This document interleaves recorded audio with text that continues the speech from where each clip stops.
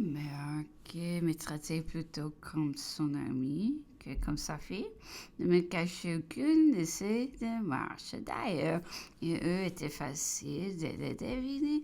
Le matin, je restais par goût à m'occuper dans mon appartement. À chaque minute, on m'appelait de la part de ma mère, on me faisait apporter mes dessins, on les vantait, on les admirait.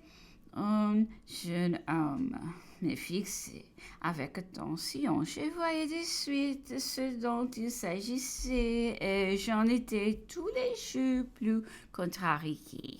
Une fois, une vieille dame vint aux Tuileries. Ma mère était sortie. Elle demanda à me voir, me parla un temps infini de M. Drummond et tous ses avantages.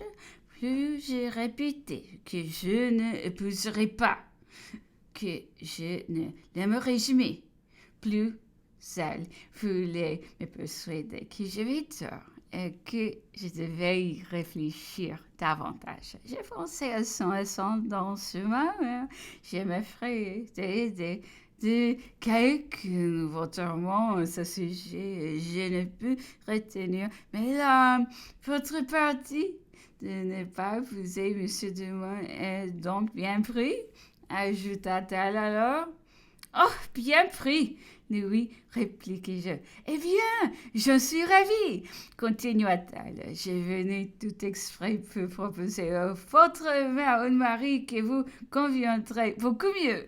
L'envie de rire me prit autant sur cette façon d'offrir un mari que sur les pleurs que je vais verser si gratuitement. Je vais sans cesse soutenir de nouvelles attaques. Ma main semblait appartenir à tout le monde. Chacun se croyait le droit d'en disposer et peu déguiser. Le véritable motif étant un pressement. Il n'était sorti dès lors qu'on alla chercher. Je vais montrer le chagrin du mariage de ma mère. On en tirait la conséquence que j'étais une personne pensant bien. On répétait que le premier consul m'appelait sa petite chouette, qu'un jour j'osais lui dire que la vie de connétable lui irait beaucoup mieux que celle que portait infâme et d'excuse, que chacun me prêtait selon ses sentiments et choses si difficiles dans la vie. Je vais alors le bonheur de plaire à tout le monde. Ma mère jouissait de mes succès et moi j'étais humiliée de cette espèce d'inquisition continuelle. Je lui en parlais vivement. Je la conjurais de me laisser retourner encore un an à son chemin. Enfin, elle y consentit.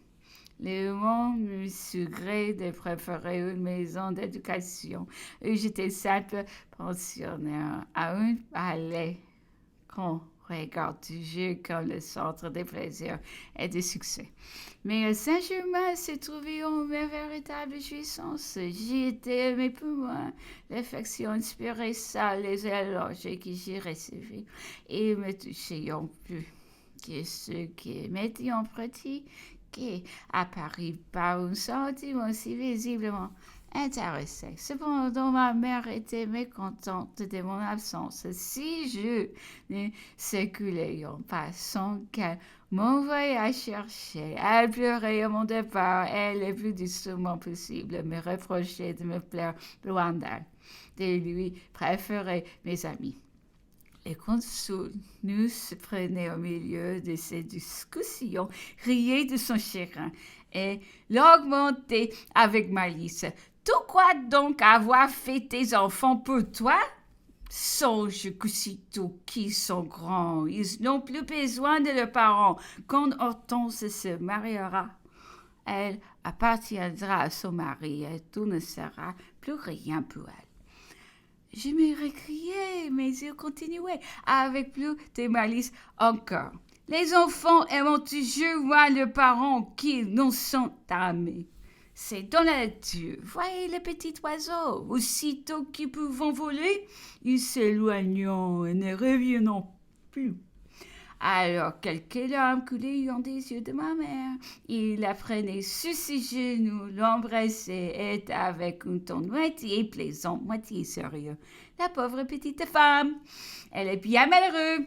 Elle a un mari qui n'aime qu'elle et cela ne lui suffit pas. C'est moi qui devrais me fâcher. Tu aimes beaucoup plus tes enfants que moi. Non, répondit ma mère avec un sérieux. Tu ne saurais douter de mon attachement, mais sans avoir mes enfants près de moi, mon bonheur ne saurait être complet. Que manque-t-il à ce bonheur? Ajoutait le consul. Tu as un mari qui en vaut bien un autre, deux enfants dont tu éprouves que de la satisfaction. Va tout nez coiffé. C'est vrai, disait-elle, et la gaieté succédait aux pleurs.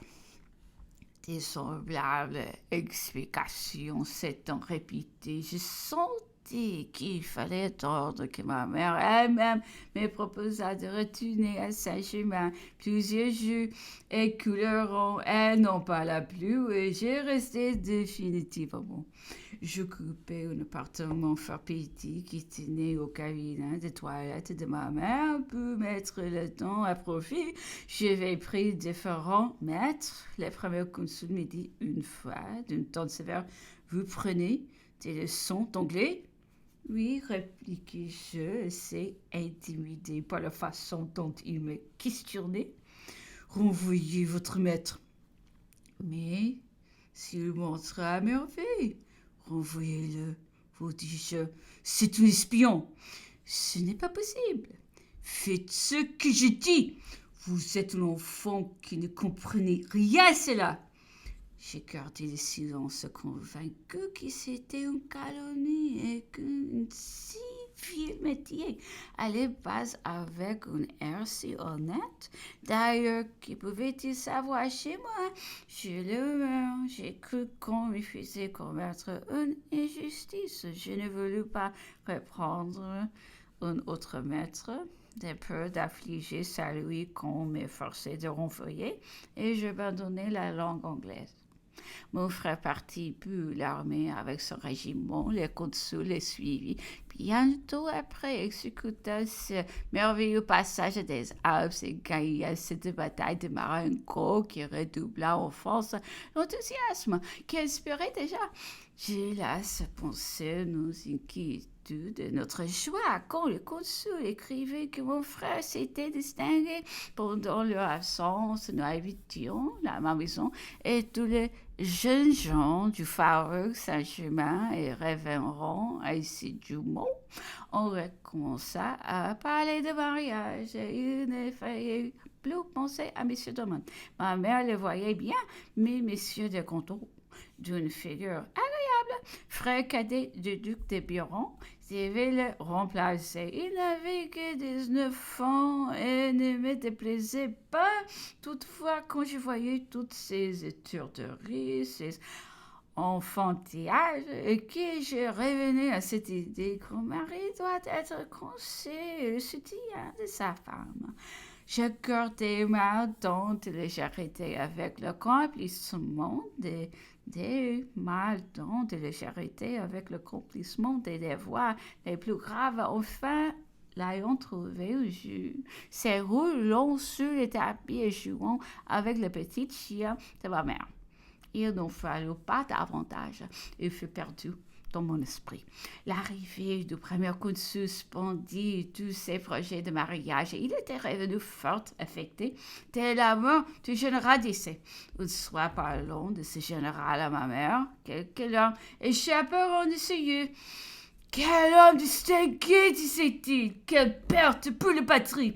Je lui destinais Hortense. Elle était heureuse avec elle.